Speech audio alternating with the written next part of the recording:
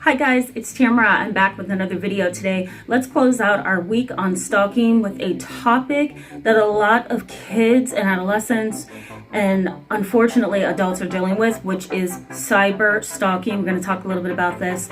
I got a question this week on my video that I'm going to post up here for you.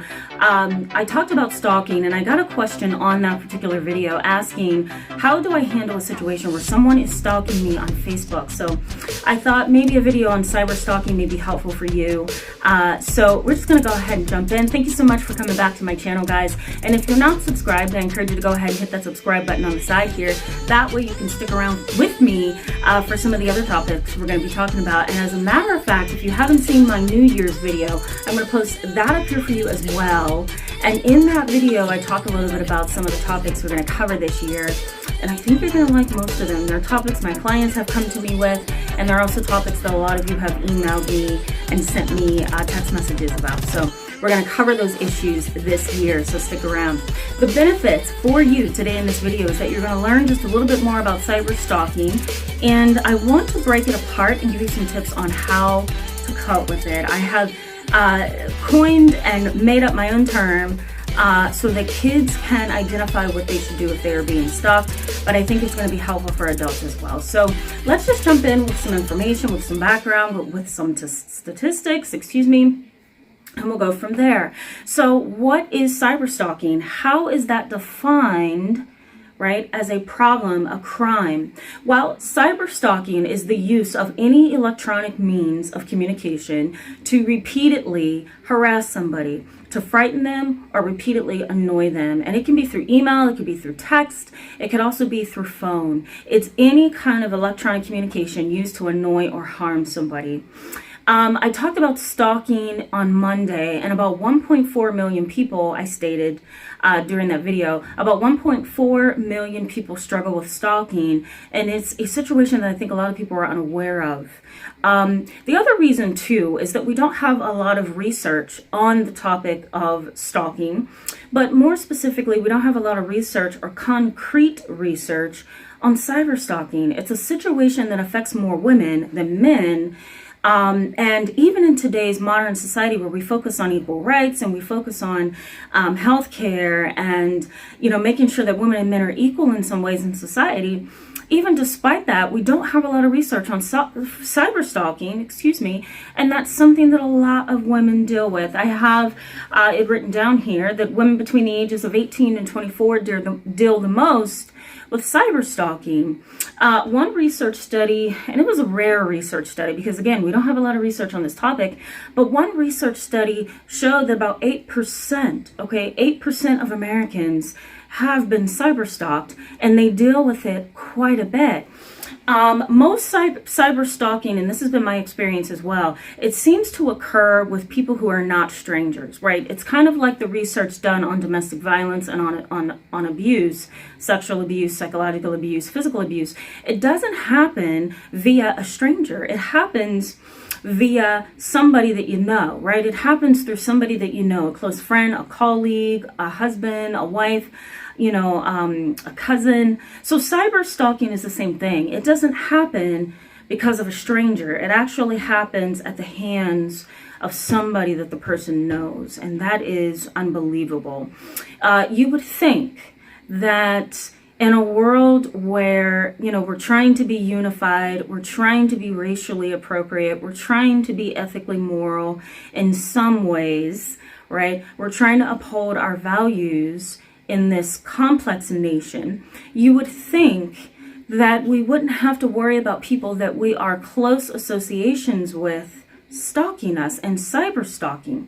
Right? You would think that that would be a stranger or somebody that we don't know, but in fact, the little bit of research that we do have, it suggests that it's somebody close to us. So what does this kind of look like? So I have it written down here, guys, and I want to run through this with you because I think this is an important topic, not only for adults, but for kids too. So cyber stalking basically becomes a crime, and it basically becomes a problem when it's unwanted and it's repeated. It's frequent, it's repeated, or it is unwanted, right? You don't want that person to pursue you as much as they do. So cyber stalking can fall under the heading of emotional and psychological abuse, because it increases anxiety, it increases depression, and for some people who can't seem to get appropriate intervention via law enforcement and psychologists or counseling, some people end up feeling depressed, may struggle with post-traumatic stress disorder, and actually begin to have and experience suicidal ideations or suicidal thoughts.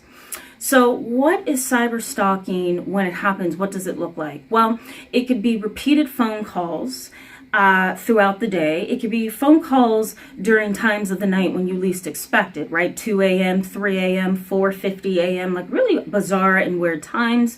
It could be it could show up in back-to-back phone calls, right? 11:45, 12 o'clock, 12:45, 1 o'clock, right? It could have that pattern. It can also happen when someone is sending you repeated emails threatening to harm you, threatening your safety, threatening to harm somebody that you love and care about.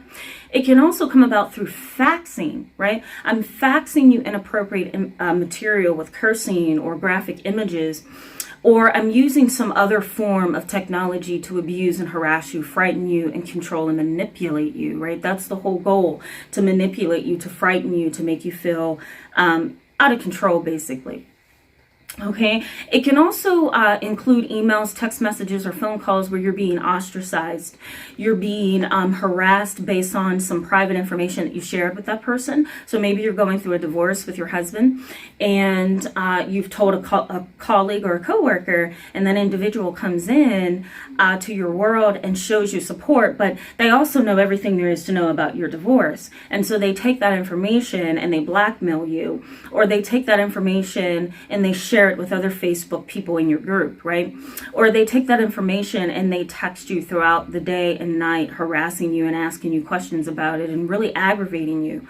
The issue that I try to show many of my clients and some of my subscribers and also those who send me emails is you know you're being stalked when you have clearly made it known to the individual that I do not want to receive information from you, whether that's passively or assertively. You're really making a statement. If you refuse to respond, that means no, no, no, as I talked about in the video up here.